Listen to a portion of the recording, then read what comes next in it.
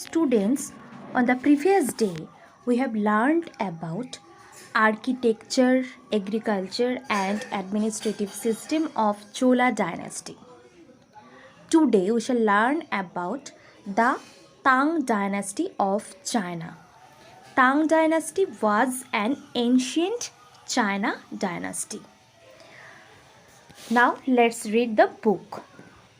The Tang dynasty of China lasted from AD 618 to 907. The founder of this dynasty was a military warrior. During the Tang rule, the Chinese Empire expanded its borders to include new territories.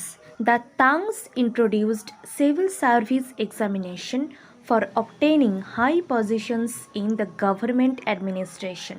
The historians call this system of examination is meritocracy. Under this system, people were chosen to high government positions according to merit. The system remained in place till AD 1911. তাং dynasty ছিল ancient চায়নার একটা dynasty যেটা time frame কি 618 থেকে 907 পর্যন্ত। একজন military warrior এই dynasty প্রতিষ্ঠা করেছিলেন। তাংরা সিভিল সার্ভিস এক্সামিনেশন চালু করেছিলেন। কেন? For selecting high positions in the government administration. সরকারি শাসন ব্যবস্থায় যারা হাই পজিশনের অফিসার তাদেরকে সিলেক্ট করার জন্য। হিস্টোরিয়ানসরা এই প্রসেসকে কি বলেছেন? মেরিটোক্রেসি। মেরিট দ্যাট মিন্স মেধা।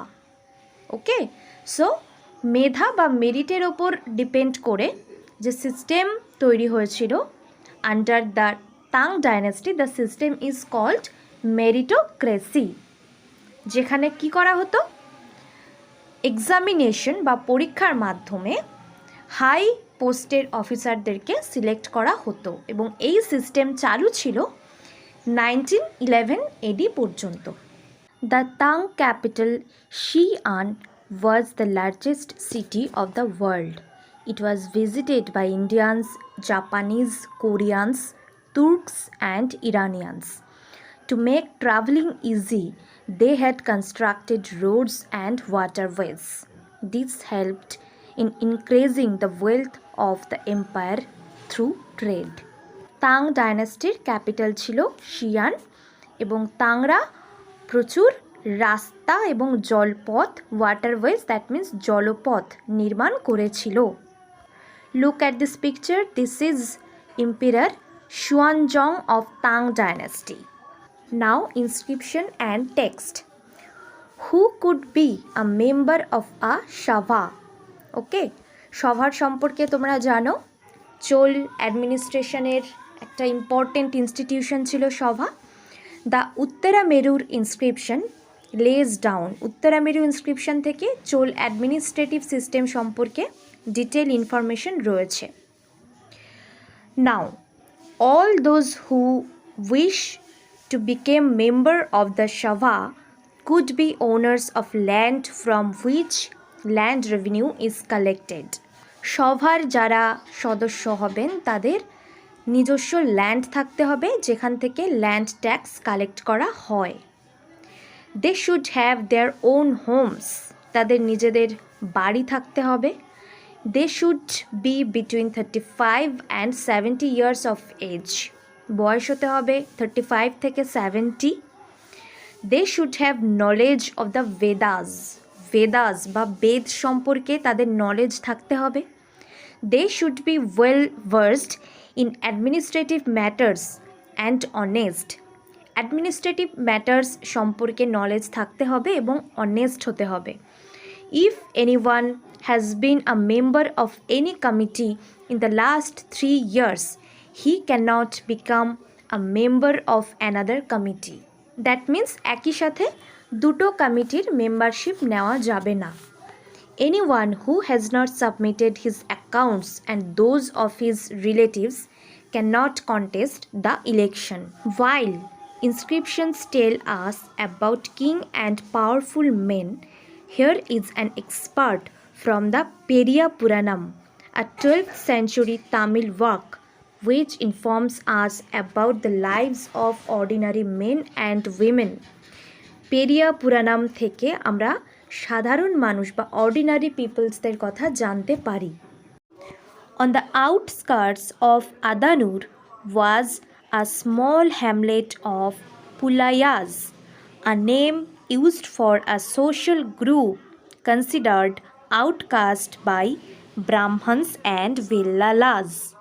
পুল্লাইয়াস কারা ছিল? তারা ছিল একটা লোয়ার ক্লাস সোশ্যাল গ্রুপ যারা ব্রাহ্মিনস বা ভেল্লালাস এদের দ্বারা আউটকাস্ট হিসাবে কনসিডার্ড হয়েছিল। Where did they live? They lived in a small huts. Also there lived agrarian labourers, কৃষি শ্রমিক যাদেরকে অ্যাগ্রারিয়ান লেবারার্স বলা হতো তারাও হাট বা কুড়ে ঘরে থাকতো।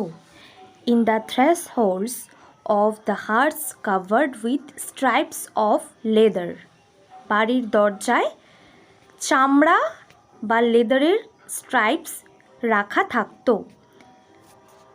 Dark children who wore bracelets of black iron were prancing about carrying little puppies in the shade of the marudu trees. Lower class children তারা হাতে আয়রন ব্রেসলেট বা লোহার তৈরি ব্রেসলেট পরতো। তারা কোথায় খেলা করতো? মারুদু ট্রিজ। অর্জুন ট্রিকে তামিল ল্যাঙ্গুয়েজে বলা হয় মারুদু trees. A female laborer put her baby to sleep on a sheet of leather.